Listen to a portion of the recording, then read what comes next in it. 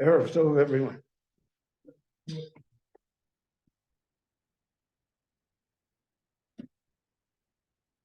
Among the many subjects that this parsha raises, we have the parsha of Yibum. Torah says that if a man dies and leaves his wife without children, so their mitzvah is for the man's brother to marry the widow. And the Torah says, "Lo kim shem hameis al nachlos," so that the mace, so to speak, is preserved. The one who died through his brother, children, he also remains as part of the story. The Torah also provides that in the event they do not marry, so then she requires what is called chalitza, which is a ceremony, a process which frees her to marry anybody else that she wants to.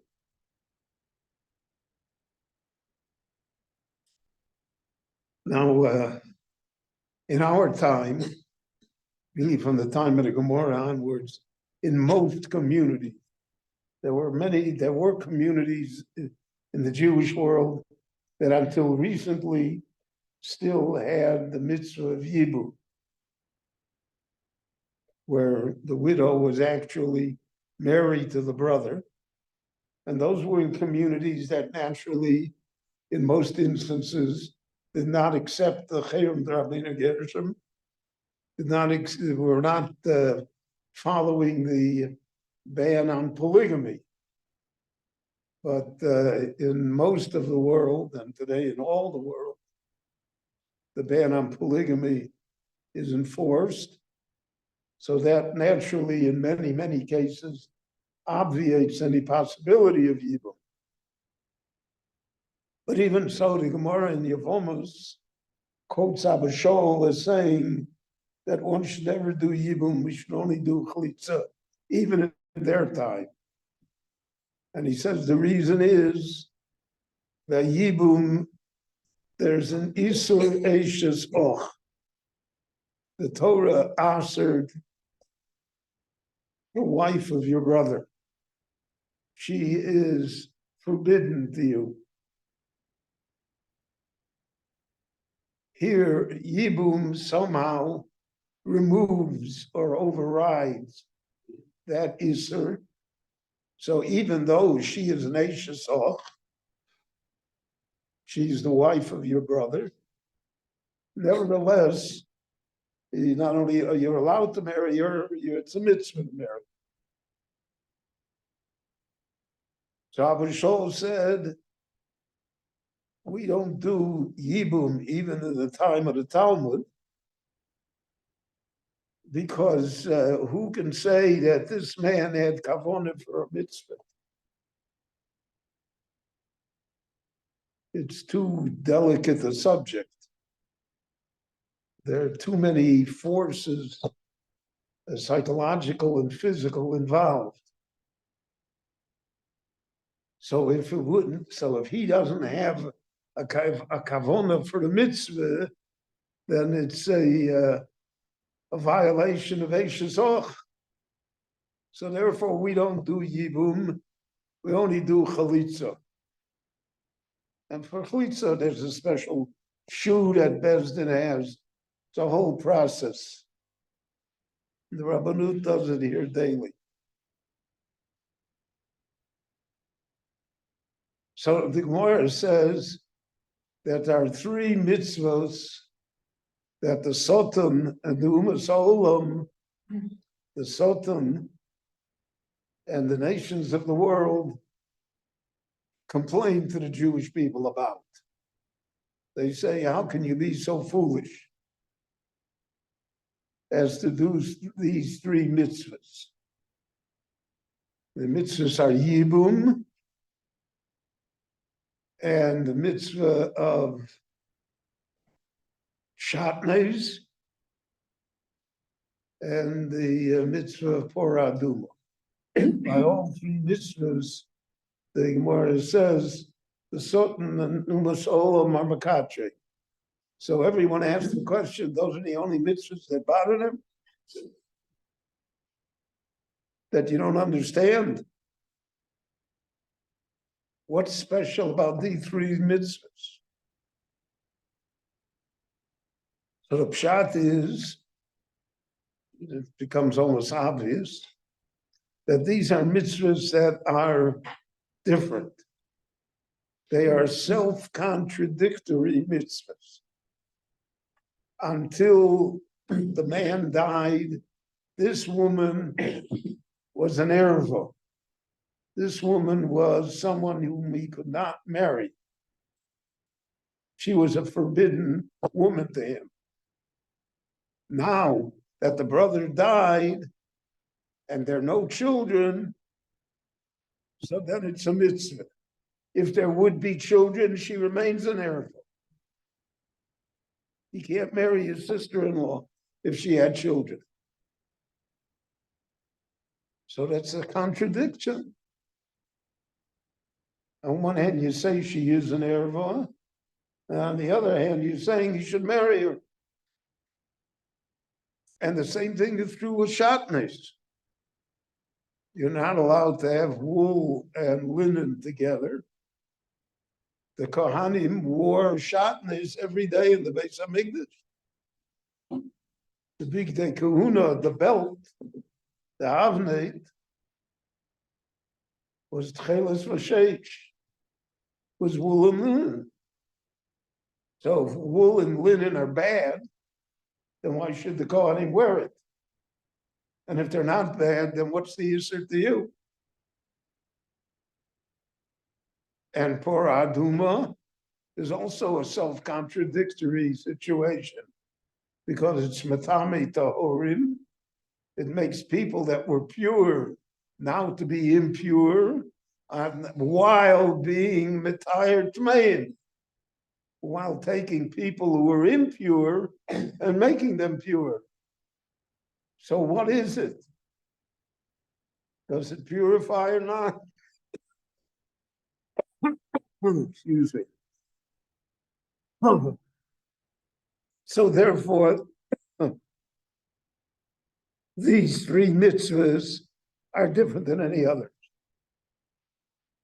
Because the others may be that we don't understand them, but they're not self-contradictory.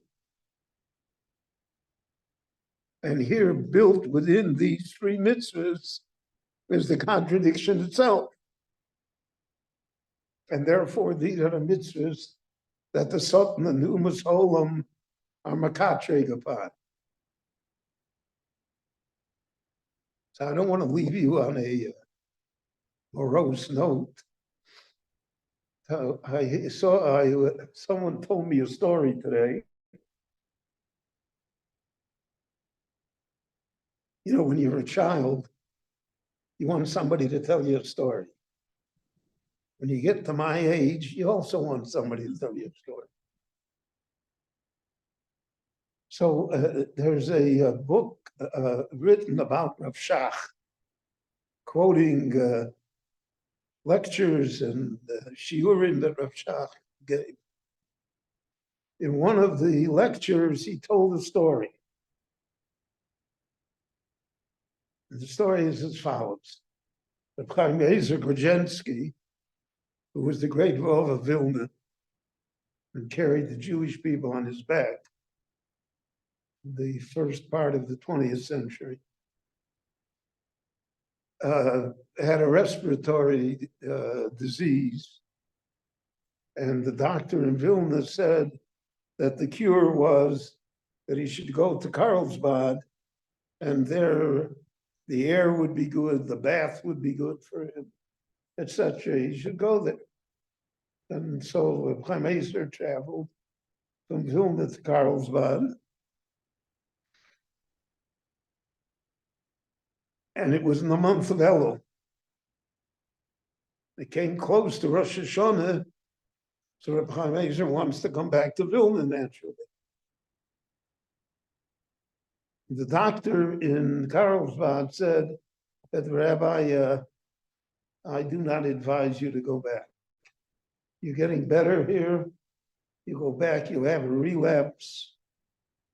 It could turn into pneumonia, which then was a fatal disease. You should stay here. So he thought it over, and he said, well, if the doctor said he should stay, he stood. He stayed there.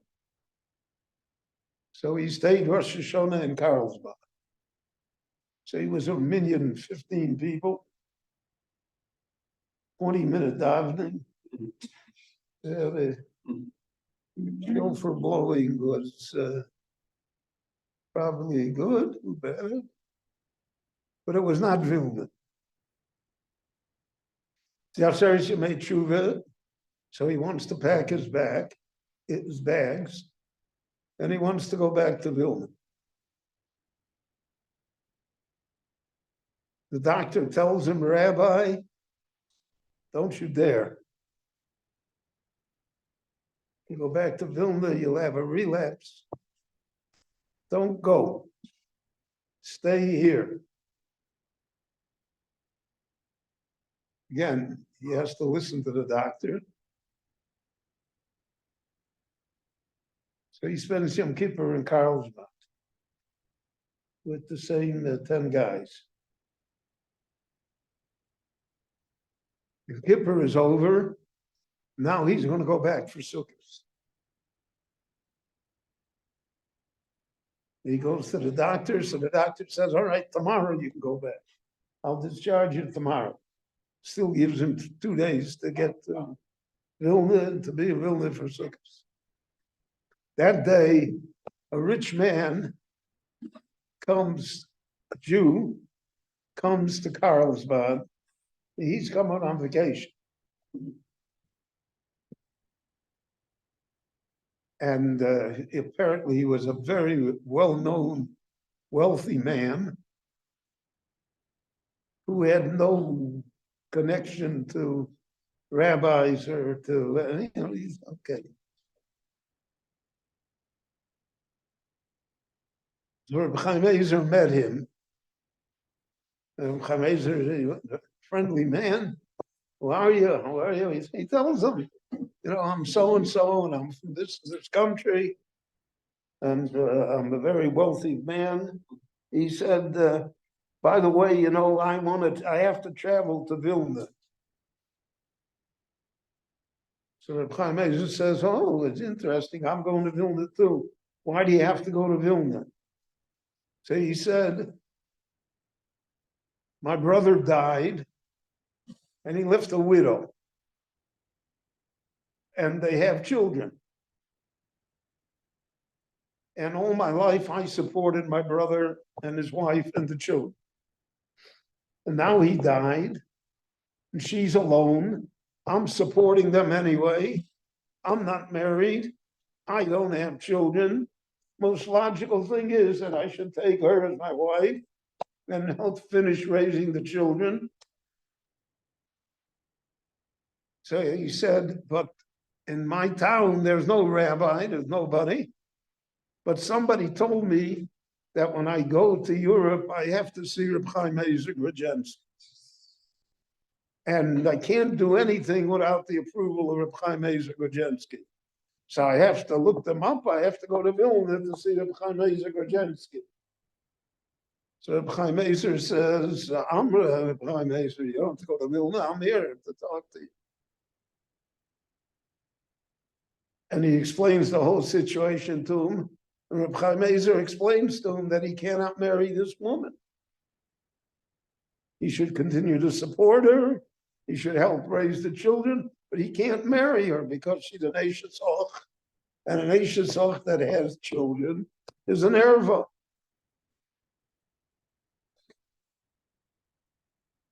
The man is shocked. But since they told him to see Reb Chaim Ezer, he accepts. So Reb Chaim Ezer said to himself, I wondered, why did the Rabbanu Shalom keep me Rosh Hashanah, Yom Kippur, and Karl?